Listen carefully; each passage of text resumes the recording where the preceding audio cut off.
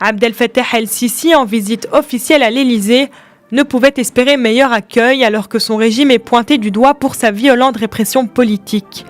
Le président français Emmanuel Macron a déclaré ne pas vouloir donner de leçons sur les droits de l'homme à son homologue égyptien, prétextant un contexte difficile dans le pays des pharaons. Je suis conscient du contexte sécuritaire et des conditions dans lesquelles le président Sisi opère. Il n'est pas à Paris comme nous le sommes aujourd'hui.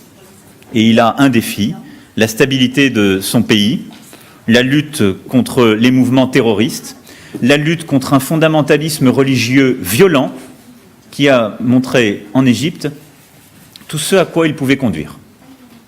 C'est le contexte dans lequel il a à présider et son gouvernement a à gouverner.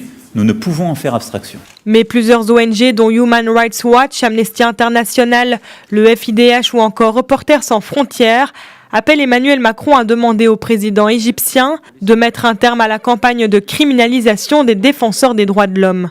Elle souligne que l'Égypte connaît la pire crise des droits de l'homme depuis des décennies et réclame à l'Hexagone des signes concrets pour mettre fin à son silence, voire à sa tolérance. Paris, qui entretient des relations commerciales et sécuritaires importantes avec le Caire, vu comme un rempart contre le terrorisme dans une région en constante ébullition, avait promis que la situation en matière des droits de l'homme serait abordée dans cet entretien.